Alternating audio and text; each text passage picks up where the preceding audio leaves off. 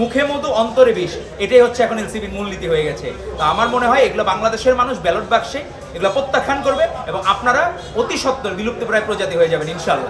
আমি কলা খাই না এরকম অবস্থা হয়ে গেছে। আজকে আমরা নিউজ দেখলাম যে নাসিরউদ্দিন পাটোয়ারি থেকে শুরু করে নাহিদ ইসলামের দেখলাম বাবা, তারা বিভিন্ন জায়গায় এনসিপি প্রোগ্রামে অংশগ্রহণ করেন, তারা নিজেরা নাকি পরিবারতন্ত্রের বিরুদ্ধে।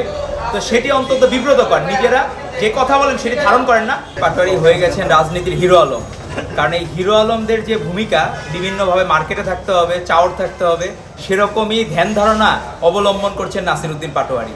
উনি কক্সবাজারে যে ওইখানকার বিপুল জনপ্রিয় নেতা সালাউদ্দিন আহমেদকে নিয়ে গডফাদার সম্বোধন করলেন, যেখানকার মানুষের প্রাণের নেতা হচ্ছেন সালাউদ্দিন আহমেদ। সে সময় আবার ত্রাণকর্তার ভূমিকায় অবতীর্ণ হয়েছিলেন সালাউদ্দিন আহমেদ।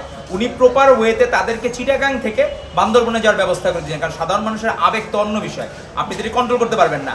মানুষজন 24-এর গণ অভ্যুত্থানে সাধারণ মানুষের যে আবেগ বিভিন্নভাবে চলে এসেছিল, এটা তো আপনি এড়াইতে পারবেন না। তো সালাউদ্দিন আহমেদের প্রতি মানুষের যে আবেগ সেটি এড়ানো যাবে না।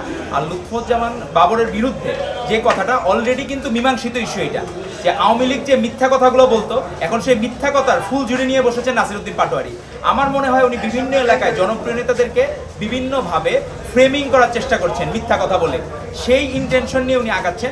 অনেকটা আওয়ামী লীগের সময় হাসা মাহমুদরা যে কাজগুলো করতো, ওবায়দুল কাদেররা যে মিথ্যা কাজগুলো করতো, ইভেন স্বয়ং হাসিনাও কাজগুলো করতো, সেই রাস্তায় অবলম্বন করছেন নাসিরউদ্দিন পাটোয়ারি। তো আমার মনে হয় এগুলো বেশি দিন মার্কেটে থাকে না, মিথ্যা কথা মানুষ চলে না। কারণ 10 ট্রাক অস্ত্র মামলা অলরেডি মীমাংসিত ইস্যু, সেই জায়গা থেকে অলরেডি কিন্তু রায় পেয়েছেন, খালাস পেয়েছেন কিন্তু আপনার আমাদের লুৎফুজ্জামান খান বাবর। সেখানে হিরো আলম হওয়ার যে চেষ্টা করতেছেন রাজনীতিতে নাসিরউদ্দিন পাটোয়ারি, সেটি বাংলাদেশের মানুষ ভালোভাবে নিচ্ছে না।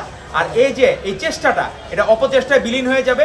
এবং সে যে বলছিল 300 আসনের কথা, সে নিজে 300 ভোট পায় কিনা সেটি আমাদের প্রশ্ন থাকবে এই জাতির কাছে। ধন্যবাদ আপনাদেরকে।